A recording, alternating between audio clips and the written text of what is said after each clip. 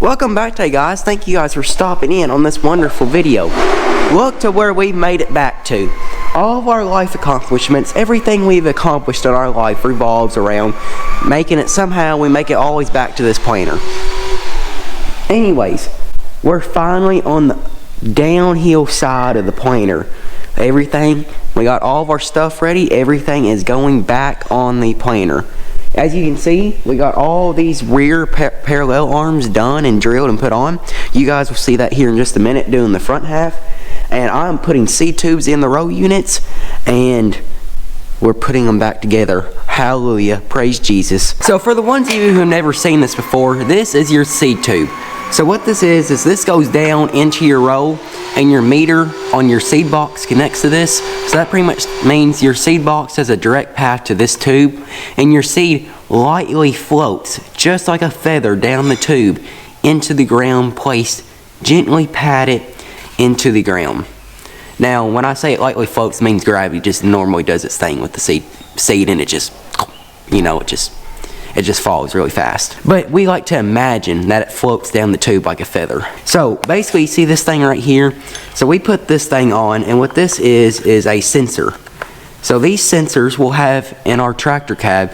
We've not decided for sure which tractor will be pulling this planter, but whichever tractor it is will have a monitor in the cab, and it will show every row, and you make sure that it is every row is planting.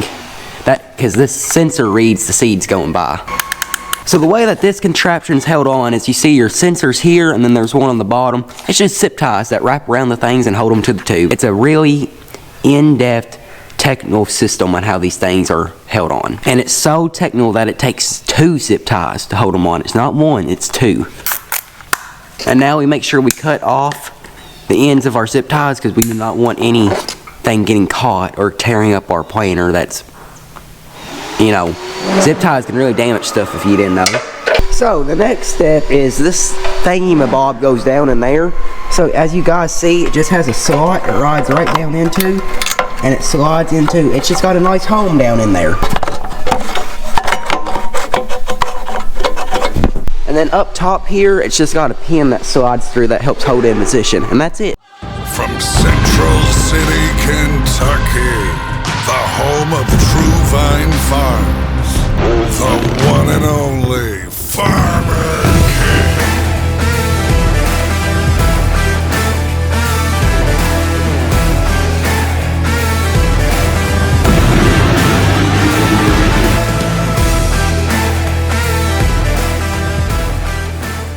But you see these strokers right here that are plumb ovals instead of circles.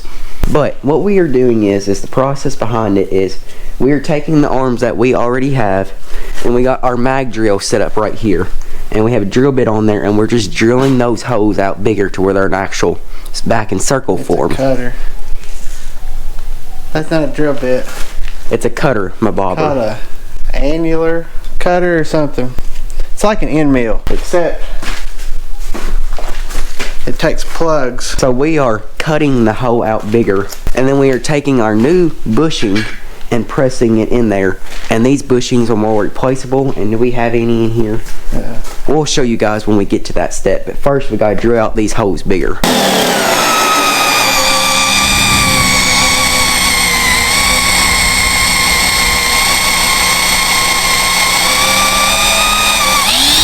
So we have this piece right here that fits in the holes, and what he's doing is he is pre-drilling a hole. He's pre-drilled his hole on here right here, if you guys can see it, and the bushing that we are putting on is this thing right here. So it has a little tab on there. The way this will work is your bushing gets pressed in right there, and we gotta drill the tab hole, if you guys can see it right there, and that is what we got our handy drill press for right here. On button.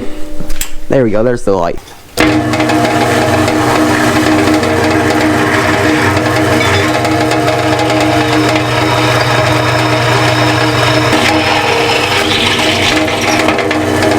As you see now, we have our 2 holes drilled in the arm. So what we're gonna do now is, are you guys gonna stay there? You're gonna fall. You guys are gonna fall, ain't you? What we're gonna do now is we got our bushing right here, so we're gonna set it in, just sort of gently tap it in a little bit so it'll hold. And then we're going to open our vise up here. And then we're going to press our bushing into place. There you go, guys. There is one installed. So once we install these in on the planer, it gets a lot more complicated. But that is the gist of what we're doing to these arms. You guys made it back after lunch break. But look at all this excitement going on, because there's not much excitement going on. We're basically just putting bolts and nuts on the thing. But as you see, we got 4 rows of the top parallel arms on. And now we got 2 rows left. Can you see the difference in the rows? How some are peaked up like this and these right here are taking a nap. Well, anyways, we made it through 4 rows. My dad has managed to put all the hardware that we need on the row units. So as we move the row units, it all falls to the ground. So then we end up picking it back up for 2 or 3 times.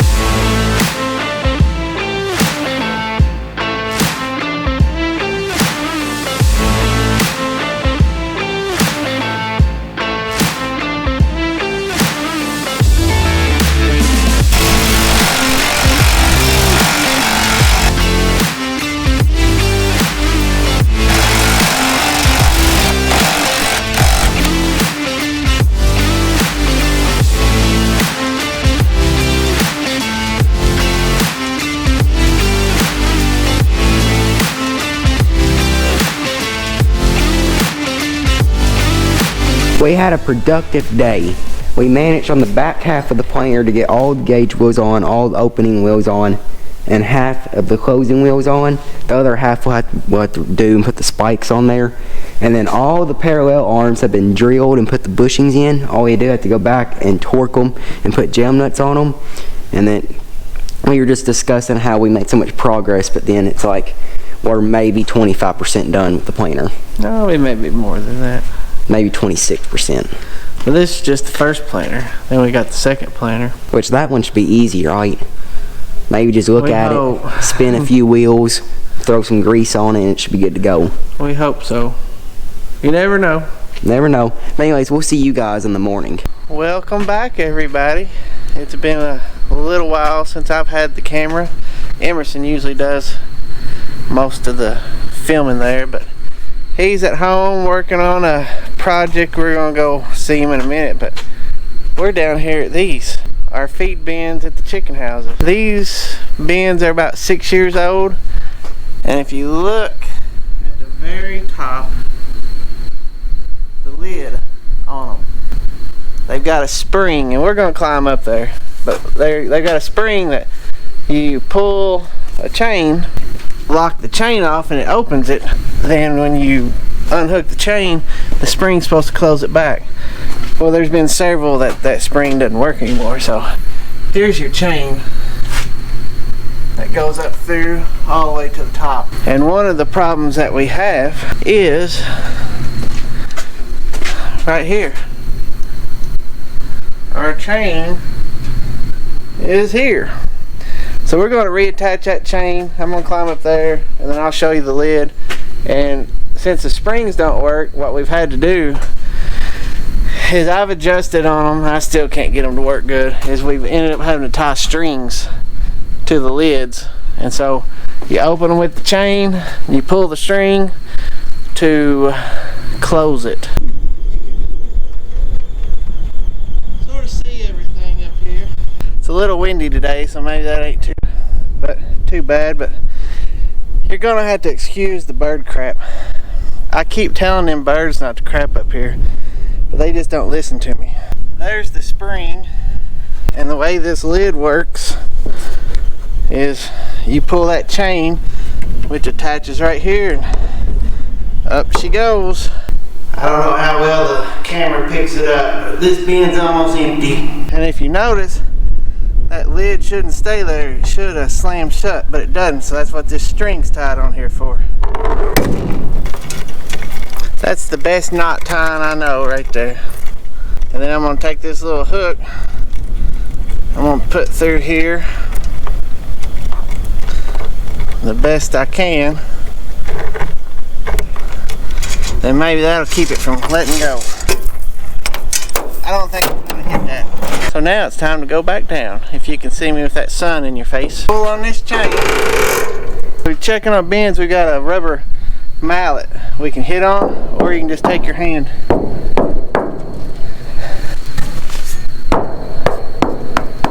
So this feed is pretty much from here down. We have an alarm on that auger, and after it runs for, it's not really a time auger. I always thought it was the length of time, but it's not, and I don't know how to explain it. So once it runs out of feed for so long, it'll call us. So to keep from having to make another run down here, this one's open, and so there's a slide under there. You open that slide, so I'll open that a little bit. Hopefully that feed will flow, because if it doesn't, it'll call us. That one will empty out by itself, and we'll close that slide in the morning so that when they put new feed in there, it won't be feeding out. Now we gotta come over to this bin, because this string, as you can tell, broke. Climb up there and fix this string, and then we're going to be done. But that's a common problem we have here.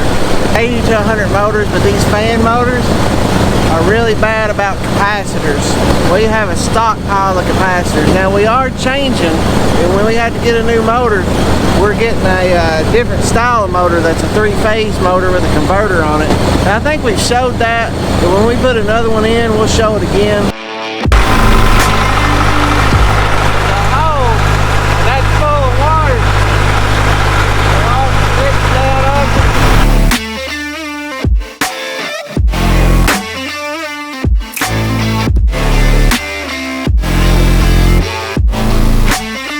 Him and his dozer, they're going at it again, even though it's more my dozer, because I use it a whole lot more than what he uses it.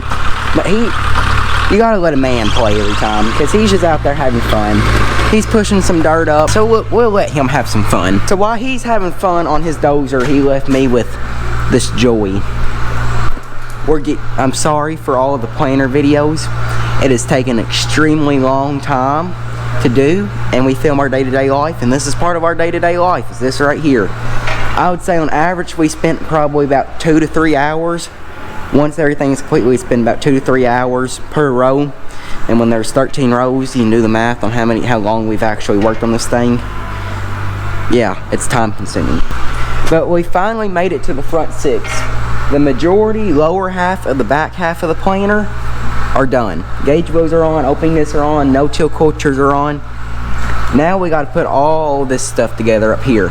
So what I'm doing is, you guys see these frogs right there?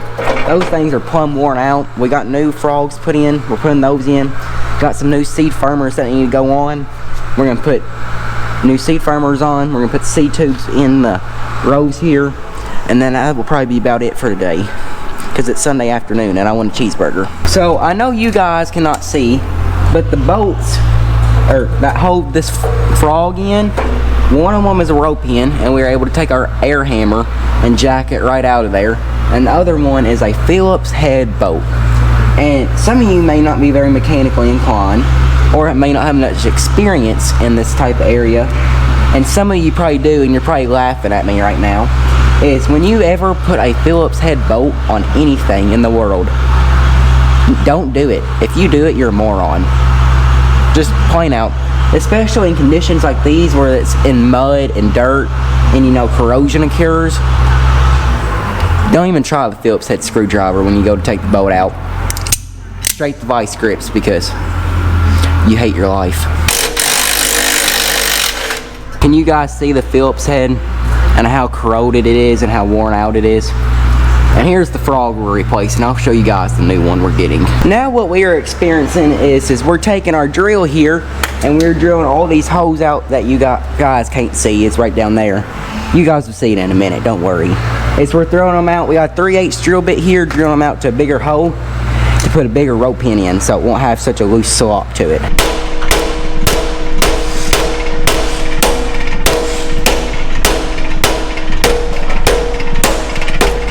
Alright, we're making great progress. We've spent about another 15 minutes on the planer, and we've gotten our new frog put on, or our new seed firmer, I'm sorry. New seed firmer, new frog, and we got all the seed tubes in. And that has been done on all 6 front rows of the planer. And that's all we're doing today. Those seed frogs where you have to hit the rope ends in, those things are hard to do. You really have to get a swinging motion going on, and there ain't no room to swing, and then you hit your hand on something, and then you're in pain, and then it finally sods in there, and then you think, I only got 11 more of these things to do. Thank you guys for watching this video. Hope they enjoy it. Remember, faith, family, farm. See you in the next one.